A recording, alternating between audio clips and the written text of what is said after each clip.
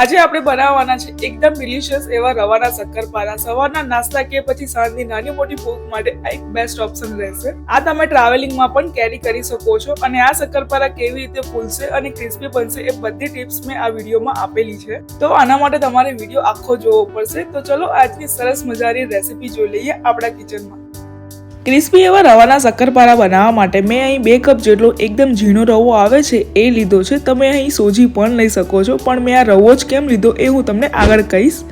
હવે આનાથી અડધા રવાને એક મોટા મિક્સર જારમાં ટ્રાન્સફર કરીશું અને આનો એક ફાઇન પાવડર બનાવવાનો છે। તમે અહીં રવાની જગ્યા પર સોજી લેશો તો આને પીસતા બહુ વાર લાગતી હોય છે, એટલે મેં રવો લીધો છે। થોડી વાર પછી એકવાર ચેક કરી લઈએ અને જ્યારે ઢાંકણ ખોલો ત્યારે જારની આજુબાજુ આવું થપથપાવજો, જેથી ખોલતી વખતે લોટ બહાર ના વેરાય। તમે અહીં જોઈ શકો છો કે હજુ આનો ફાઇન પાવડર નથી બન્યો। અગેન આને 5 મિનિટ સુધી પીસવાનું છે। થોડી વાર પછી આ રવો એકદમ સરસ પીસાઈ ગયો છે। આ લોટને એક બાઉલમાં કાઢી લઈશું અને એવી રીતે બીજા રવાને પણ આપણે પીસી લેવાનો છે। 2 કપના રવાને ઝીણો પીસતા લગભગ તમને 10 થી 15 મિનિટ જેવું થશે। તો હવે આ લોટ પીસાઈને એકદમ રેડી છે। આમાં આપણે 1/2 ચમચી તેલ લેવાનું છે।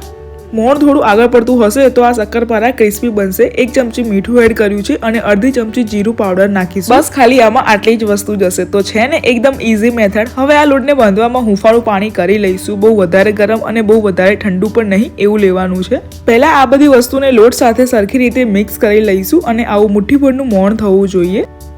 પછી 1 કપ જેટલું હુંફાળું પાણી લીધું છે। આ ધીમે ધીમે એડ કરતા જઈશું અને લોટને બાંધતા જઈશું। આ લોટ અત્યારે સોફ્ટ જ બાંધવાનો છે, એટલે મીડિયમ સોફ્ટ રાખજો, કેમ કે આને 10 મિનિટ જેવું આપણે રેસ્ટ આપવાનું છે। તો આ રવો પાણી પીવે છે અને એના કારણે લોટ થોડો કઠણ થઈ જતો હોય છે, તો આ ટીપને યાદ રાખજો। થોડી વાર પછી આ લોટ બંધાઈ ગયો છે। થોડું તેલ લગાવીને આને મસળી લઈશું। આ લોટને બાંધવામાં 3/4 કપ જેટલું પાણી વપરાયું છે। પછી આ લોટને 10 મિનિટ જેવું રેસ્ટ આપવાનો છે। રેસ્ટ આપવો બહુ જરૂરી છે, જેથી આ લોટ એની ઓરિજિનલ સાઇઝમાં આવી જાય।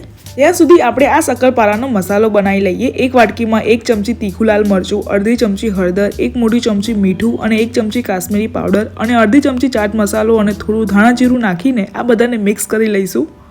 અને આ મસાલો આટલા શક્કરપારા માટે એકદમ ઇનફ છે અને આ તમે બહુ બધી વસ્તુમાં વાપરી શકો છો। ફ્રાય એમ સેમ, મસાલા પાપડ જેવી વસ્તુ, અને આને બનાવીને સ્ટોર પણ કરી શકાય છે। તો 10 મિનિટ પછી તમે અહીં જોઈ શકો છો કે આ લોટ થોડો કઠણ થઈ ગયો છે અને સારી રીતે 5 મિનિટ જેવો બીજી વાર મસળી લેવાનો છે। અને પછી આને એક સરખા લુવા કરી લઈશું, જેથી આને વણવામાં આસાની રહે। જ્યાં સુધી આપણે વણીએ છીએ ત્યાં સુધી આપણે બાકીના લુવાને ઢાંકીને જ રાખવાના છે, નહીં તો આ સુકાઈ જશે અને વણતા નહીં ફાવે। પછી એક લુવો લઈને આની મોટી સાઈઝની રોટલી વણવાની છે અને થોડી ભાર આપીને વણવી પડશે। એટલે આપણે રવાને ઝીણો પીસ્યો હતો, જેથી આ ઇઝીલી વણાઈ જાય અને આ એકદમ સરસ ફૂલીને રેડી થાય।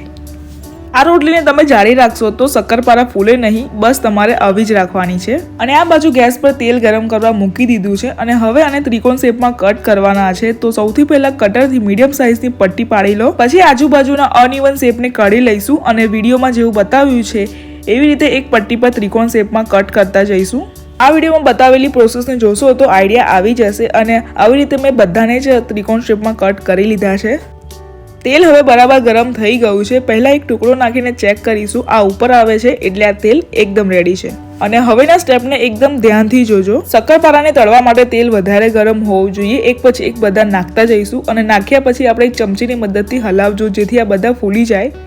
અને પછી ગેસની ફ્લેમ સ્લો ટુ મીડિયમ કરી દેવાની છે। પહેલા ગેસની flame high and then slow to medium. તો આ ટીપને યાદ રાખજો।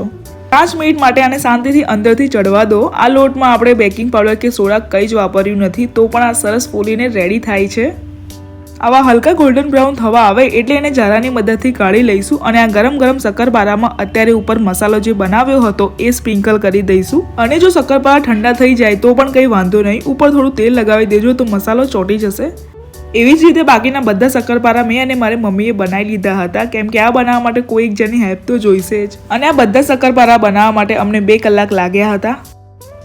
અને હવે આ બધા શક્કરપારા રેડી છે। સવારની ચા જોડે કે પછી સાંજની નાની મોટી ભૂખ માટે આ નાસ્તો એકદમ પરફેક્ટ છે। આ દેખાવામાં એટલા મસ્ત લાગે છે અને ખાવામાં પણ એકદમ મસ્ત ક્રિસ્પી છે। જો હું તમને એનો અવાજ સંભળાવું, બન્યા છે ને એકદમ ક્રિસ્પી। આ બન્યા પછી ગરમ ગરમ એકદમ ડબ્બામાં ના ભરતા, આને થોડી વાર ઠંડા થવા દેજો પછી જ ભરજો ડબ્બામાં। તમે આ ટ્રાવેલમાં પણ લઈ જઈ શકો છો। આરામથી આ 2 થી 3 વીક ચાલી જાય છે। તો આ રેસીપી ચોક્કસથી ઘરે બનાવજો। તો પછી આ વિડીયો ગમ્યો હોય તો મારી ચેનલને સબસ્ક્રાઇબ જરૂરથી કરી દેજો, જેથી આવા નવા વિડીયો તમારી પાસે આવતા રહે।